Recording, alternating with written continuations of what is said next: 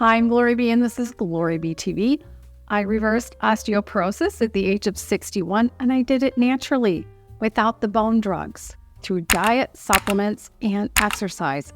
The supplements I used have certain vitamins and minerals that are great for building real bone. I'm also focused on having good immunity internally, and I'll tell you what else I'm taking for that. And the last time I had the flu was in 1975 when I was 15 years old. Now I'm 64 as I'm filming, and I've just had the occasional cold, but no flu.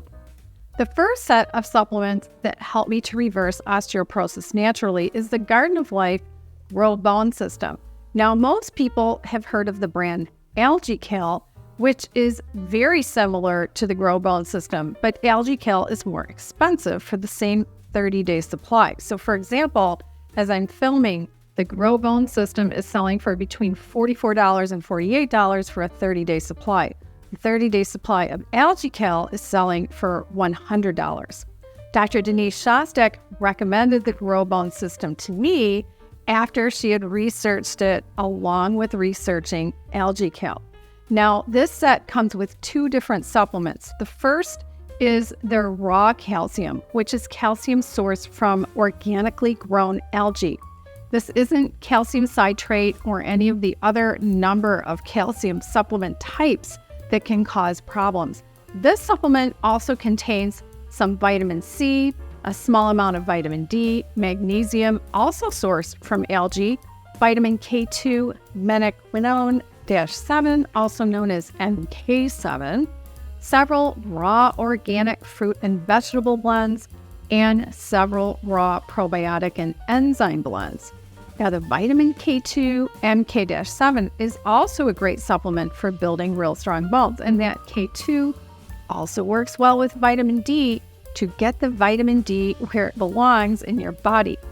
I'm going to discuss more about vitamin D in a minute because I do take more D3. For this supplement, you take 4 capsules per day, 2 in the morning and 2 in the evening.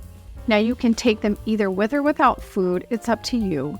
It can make it easier to remember to take them if you take the morning capsules at breakfast and the evening capsules with dinner. Now, that brings me to the second supplement in their pack, which is the Growth Factor S, which is Strontium Citrate. Now, before coming to conclusions based on what you may have heard about strontium, I encourage you to read a well-researched article I've linked in the description box below the video. The article contains references to numerous studies allowing you to explore the actual research and to come to your own informed opinion rather than relying on hearsay. Now, how do you open the description box to find the links? Well, on a phone or tablet, go below the video and tap the word more. Then you have to tap the word more a second time. Then scroll down to the section called Products Shown or Mentioned. I'll also list a link to everything I talk about in the first comment. To get to that first comment on a phone or tablet, go below the video and tap the word comments. Then tap the words read more on my first pinned comment, and that will open and you can scroll through it to find everything I'm talking about, including the article about strontium. Now, for the strontium, you'll take 680 milligrams per day, which for Garden of Life's Grow Bone System is 3 capsules. And you have to take them at a different time of day as the calcium supplement. So taking all 3 strontium capsules at one time. I take them in the middle of the afternoon, or say between 3 o'clock and 5 o'clock. Now, this supplement also has a raw organic fruit and vegetable blend and a raw probiotic and enzyme blend in it. One more thing about the Garden of Life brand. Now, some viewers have commented that the Garden of Life company is owned by Nestle, and that's true. They do own Garden of Life now. And therefore, these viewers say they won't buy Garden of Life Grow Bone System because they don't trust Nestle. Well, I decided to do my own research, and that included networking my way into the Garden of Life corporate company through my own LinkedIn contacts. I'd rather have a conversation directly, even if it's by email, than to pay attention to someone who just writes a blog post, who has a beef with Nestle. So I networked my way in, and they assured me through a few emails, because of course I had follow-up questions, they assured me that Nestle has had a hands-off approach with the Garden of Life products. And that includes from where and how they source raw materials and other supplies, how the supplements are made, and quality control. So I got this information firsthand from the most reliable source.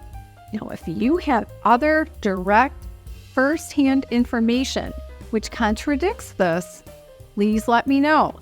But make sure it's not hearsay and that it's actually firsthand knowledge, which means someone who works at Garden of Life or who recently left the company to take a different job. And I don't mean someone like a clerical assistant. I mean someone at the company who works in like quality control or procurement, for example. Let's get back to vitamin D. I know it's good to get as much vitamin D as we can from being outside in the sun, but for many of us, that doesn't provide enough D for our bodies. So several years ago, I became aware of the low vitamin D that most people in the United States have, and I enrolled in a vitamin D study, which tests my blood for vitamin D twice a year. I can see my results from my blood tests online and then supplement accordingly.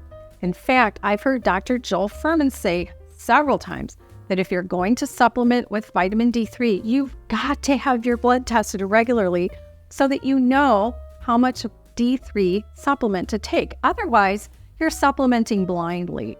Now, I like to keep my vitamin D levels at somewhere between 70 and 85 ng/ml.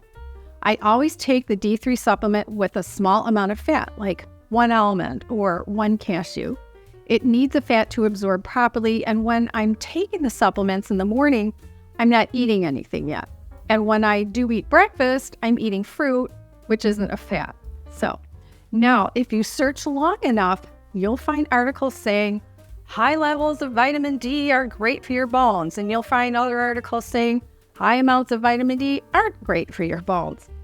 But the vitamin D study I've been enrolled in for years is finding that keeping your blood level at a steady higher amount of vitamin D is great for your health in many ways, not just for bone health, but also for giving your body the ability to fight off all kinds of ailments. Since I'm vegan, I take a vitamin B12 and I take a capsule form 2 days a week. When I get my blood tested at any other time, I have them test for B12. The other thing I take for increased immunity is zinc. I take 50 milligrams per day, and I take it with a zinc ionophore.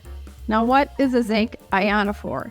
Well, it's the substance which gets the zinc into your cells. I've linked below to a study on zinc ionophores that's in the PubMed website. The easiest over-the-counter zinc ionophore you can purchase is quercetin. I take about 250 milligrams of quercetin when I take the zinc.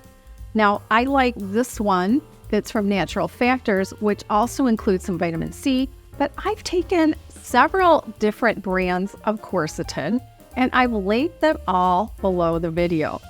The thing I learned about zinc is that I learned it the hard way. It's that you have to take zinc with a full meal.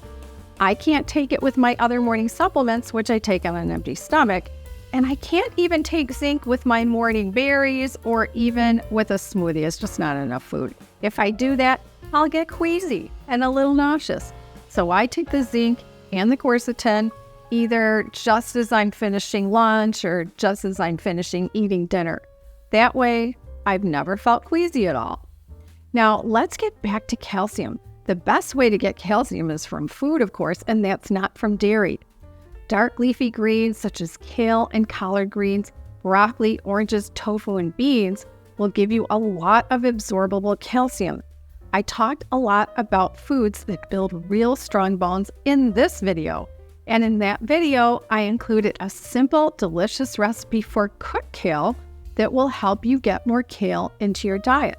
I also linked to my favorite kale salad recipe, which I make with lacinato kale. In fact, all of my osteoporosis-related videos are in one playlist on my channel. The link to the playlist will be in the description box, first comment, and in a card in the upper right corner. And don't forget exercise. The right types of exercises are important for your body to build strong bones.